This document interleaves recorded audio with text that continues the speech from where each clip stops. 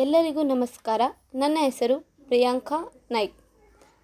ನಾನು KLE ಶಿಕ್ಷಣ ಮಹಾವಿದ್ಯಾಲಯ ಅಂಕೋಲಾದಲ್ಲಿ 2019-20ನೇ ಸಾಲಿನ B.Ed ಪ್ರಥಮ ವರ್ಷದಲ್ಲಿ ವ್ಯಾಸಂಗ ಮಾಡುತ್ತಿದ್ದೇನೆ.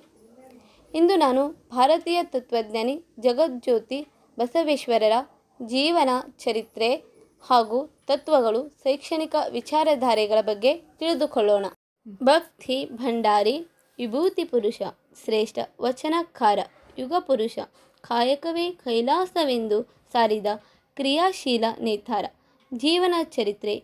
ಬಸವಣ್ಣನವರ ಜನನ ಕ್ರಿಸ್ತಶಕ 1131ರಲ್ಲಿ ವಿಜಾಪುರ ಜಿಲ್ಲೆಯ ಬಾಗೇವಾಡಿಯಲ್ಲಿ ಜನಿಸಿದರು.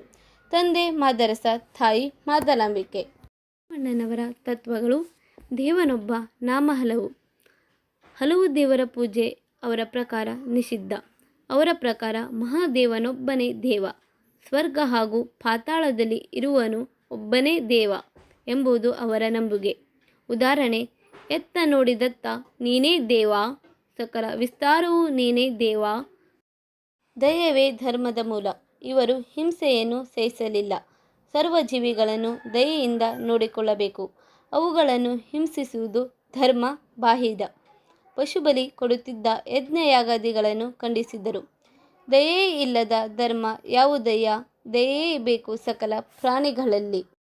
ಸ್ವರ್ಗ ನರಕ ಬೇರಿಲ್ಲ. ಬಸವಣ್ಣನವರ ಅಭಿಮತದಲ್ಲಿ ಸ್ವರ್ಗ ಹಾಗೂ ನರಕಗಳು ಬೇರೆ ಇರುವುದಿಲ್ಲ.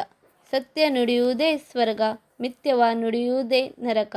ಉದಾಹರಣೆ: ದೇವಲೋಕ ಮೃತ್ಯುಲೋಕವೆಂಬುದು ಬೇರೆ ಮತ್ತುಂಟೆ. ಅಯ್ಯ ಎಂದೊಡೆ ಸ್ವರ್ಗ, ಎಲವೋ ಎಂದೊಡೆ ನರಕ. ದೇಹವೇ ದೇಗುಲ. ಅವರ ಅಭಿಪ್ರಾಯದಲ್ಲಿ ಕಲ್ಲಿನಿಂದ ನಿರ್ಮಿಸಲ್ಪಟ್ಟ ದೇವಾಲಯಗಳನ್ನು ಬಲವಾಗಿ ವಿರೋಧಿಸಿದರು.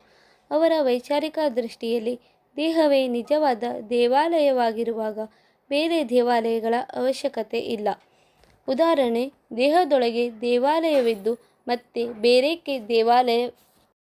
ಬಸವಣ್ಣನವರ ಶೈಕ್ಷಣಿಕ ವಿಚಾರಧಾರೆಗಳು.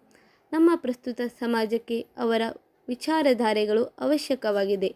ಅವುಗಳನ್ನು ಅನುಸರಿಸಿಕೊಂಡು ಶಿಕ್ಷಣವು ಮಗುವಿಗೆ ನೀಡಿದೆ. ಅದು ಮಗುವಿನ ಸರ್ವಾಂಗೀಣ ವಿಕಾಸವಾಗಿ ನಮ್ಮ ಸಮಾಜ ಅಭಿವೃದ್ಧಿ ಪಥದತ್ತ ಸಾಗುವುದು. ಬಸವಣ್ಣನವರ ಕಾಲದಲ್ಲಿ ಜನರಲ್ಲಿ ಅಜ್ಞಾನ ತುಂಬಿ ತುಳುಕುತ್ತಿತ್ತು. ಇವರಿಗೆ ಜೀವನ ಕ್ರಮ ತಿಳಿಸಿ ಅಂಧಶ್ರದ್ಧೆಯನ್ನು ಹೋಗಲಾಡಿಸಲು ಅನುಭವ ಮಂಟಪದ ಮೂಲಕ ಪ್ರವಚನಗಳನ್ನು ನಡೆಸುತ್ತಿದ್ದರು. ದೇವರ ಹೆಸರಿನಲ್ಲಿ ಪಶುಬಲಿ, ಯಜ್ಞಯಾಗ, ತೀರ್ಥಯಾತ್ರೆ ಮಾಡಿದರೆ ಫಲವಿಲ್ಲ. ಭಕ್ತಿಯಿಂದ ಶಿವನನ್ನು ಆರಾಧಿಸಿದರೆ ಸಾಕು. ಸ್ಥಾವರ ಲಿಂಗಕ್ಕಿಂತ ಇಷ್ಟಲಿಂಗ ಶ್ರೇಷ್ಠವೆಂದು ಪ್ರಜ್ಞೆಯನ್ನು ಮೂಡಿಸುತ್ತಾ ಮೂಢನಂಬಿಕೆಗಳನ್ನು ಹೋಗಲಾಡಿಸಿದ್ದಾರೆ. ಕಾಯಕದ ಮಹತ್ವ ಕುರಿತು ತಿಳಿಸಿದ್ದಾರೆ. ತಮ್ಮ ಆಹಾರವನ್ನು ತಾವೇ ಗಳಿಸಬೇಕು. ಅದಕ್ಕಾಗಿ ಉದ್ಯೋಗವನ್ನು ಮಾಡಬೇಕು. ಮೇಲು ಕೀಳು ಇರಬಾರದು ಎಂಬ ಕಾಯಕದ ಮಹತ್ವವನ್ನು ಜನರಲ್ಲಿ ತಮ್ಮ ವಚನಗಳ ಮೂಲಕ ಮೂಡಿಸಿದರು. ಸಮಾಜದಲ್ಲಿ ಜಾತೀಯತೆ, ಮೇಲು ಕೀಳು ಎಂಬ ಭಾವನೆಯನ್ನು ಹೋಗಲಾಡಿಸಲು ಶ್ರಮಿಸಿದ್ದರು. ಸಮಾನತೆಯ ತತ್ವವನ್ನು ಎತ್ತಿ ಹಿಡಿದಿದ್ದಾರೆ. ಬಸವಣ್ಣನವರು ಸ್ತ್ರೀ ಪುರುಷರಲ್ಲಿ ಭೇದ ಭಾವವಿಲ್ಲ. ಪುರುಷರಂತೆ ಸ್ತ್ರೀಯರು ಸಮಾನ ಹಕ್ಕು ಮತ್ತು ಬಾಧ್ಯತೆಗಳನ್ನು ಪಡೆದಿರುತ್ತಾರೆ ಎಂದು ಸಾರಿದರು.